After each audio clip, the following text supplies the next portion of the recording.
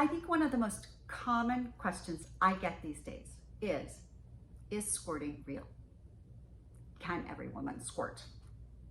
It's amazing, but I'm Beth Darling, your sexy genius, and I love to answer these questions and give you the straight scoop because, hell, we are all entitled to this. And sexy, it's so interesting, right? So anyway, I'm Beth Darling, your sexy genius, founder of sexyedschool.com, where smart, successful, even spiritual people go to learn how to love well, because they know that when you love well, love is more likely to last. And there's no better way to start up-leveling your skills as a lover than with your oral pleasure skills. So go check out my How to Blow His Mind While Loving His Body class, and the partner is the art of orally pleasuring her, AKA how to make out with a pussy. Gotta have some fun, I promise. No matter whether you love it, you hate oral, you love to give it, you hate to receive it, whatever it is, take those classes. You'll have so much fun. It'll open up conversations with any partner now or in the future that you would never imagine, and everybody will enjoy more, because I never want anybody to fake a blowjob.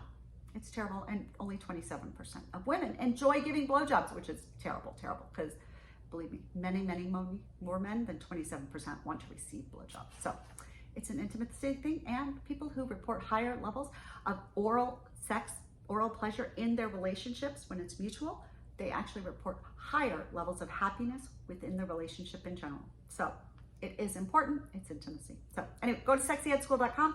But let's talk now about squirting. Let's get the straight shot. About squirting, yes, it is real. It is real, and no, it is not pee. Okay, now I know you could leave with that information, but I hope you'll stick around, because let me tell you what the deal is and why it's so freaking confusing for people. Even the doctors are arguing over this, and it's crazy.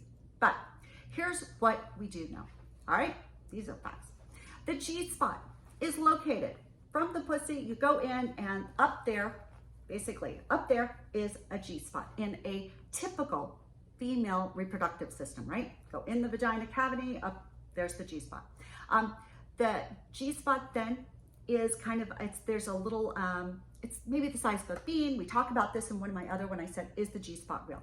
Well, it's a little thing that surrounds the urethra for a woman. Now the urethra is what then comes out and expels urine. The urethra is the tube that goes from a female bladder out through the pussy and expels urine. Now, the G spot is attached to the urethra. All right, now let's talk about female arousal.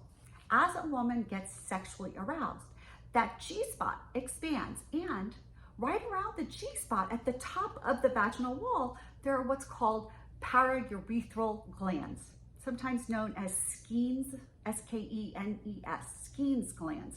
Now, with arousal, those glands actually produce what's called ejaculate, female ejaculate. It's like prostatic fluid. And interestingly, it actually has some of the same characteristics as the male prostatic fluid, which is really interesting because nobody thought that women had a prostate, but we have this weird thing that turns out something that is a little bit like a prostate. But anyway, so when those Skene's glands get aroused, they produce this fluid that's a little bit milky colored, and somehow it pushes, instead of pushing it necessarily out through the pussy, the vaginal wall, it produces this fluid and pushes it into the urethral tube. Now, there is one theory that says that this happens pretty much for most women, sometimes a small amount of fluid, but sometimes that gets backed up and gets sent, instead of coming out as squirting, sometimes it gets backed up and gets sent into the bladder. I don't really know, but now here's the thing. People confuse it with pee, because in addition to that prostatic fluid that women can ejaculate, there also can be what's called or referenced as squirting fluid. And that's where people are really confused, because it comes out, it's odorless. It's, everybody's like, it's not pee, it's just not. And we know this because there was one study that had women empty their bladders beforehand, then get sexually aroused, and they did all this with MRI imaging and stuff. And what they realized is that as women get aroused, our bladder, even if it's empty, our bladder fills up with fluid. It's not pee, because pee takes like 20 minutes or something to fill up and then starts slowly. and women would orgasm within that time period. And sometimes women will squirt, maybe between like a half a teaspoon, which would just be like that prostatic fluid perhaps, to the squirting fluid of half a cup. Huge difference in squirting, okay? But nobody realized that somehow or another, I don't know why the body does this, but the body will create fluid in the bladder during sexual arousal, and then squirting can be the expelling of that fluid violently or gently coming out through the urethra and being out there. But that's why when they've tested female squirting, they'll say, oh, it's got urine in it and stuff. Well, yeah, it has traces of urine because some of it comes from the bladder and it comes through the urethra, which is where our urine comes from. But it is not the strong, I mean, you know, if somebody peed half a cup of urine, you would smell it. Oh my goodness, you would smell it. It's not that. So if you're worried about it and you want to explore squirting, pee first, get that empty bladder, and then see what happens, all right? Now, hopefully that explains what it is. Oh, now there are some times that even with sexual arousal, that a woman might squirt without having the same orgasmic release or orgasmic symptoms that we associate with orgasm, like with clitoral and stuff. So sometimes there is this sexual arousal and this expelling of fluid, and that it's separate and distinct from an orgasm. And sometimes they are connected. So interesting, just note that for yourself. I know that for me, I had no idea about squirting. I had never done it before, but I found in my 50s that my body is capable of squirting, and it is a whole different, pleasurable, incredibly bizarre sensation. I laugh. I just laugh because it's so different than anything I've ever experienced. And for me, it's like, kind of like a floodgate going down, and it's just like flooding. Like it's definitely half a cup. I don't know, I haven't measured it, but it's a lot. And it is very distinct and different from a regular orgasm, but sometimes it can sort of be a precursor, and sometimes it can be part of a whole orgasmic pleasure. But so you can play with it. Oh, and so often the G-spot is associated with squirting because stimulating that area stimulates those Skene's glands there and gets things going and fills the urethra with some that fluid to expel. But sometimes, for me particularly, I know, I do not necessarily squirt from G-spot stimulation, although I can enjoy that. I can actually squirt from seriously intense clitoral stimulation.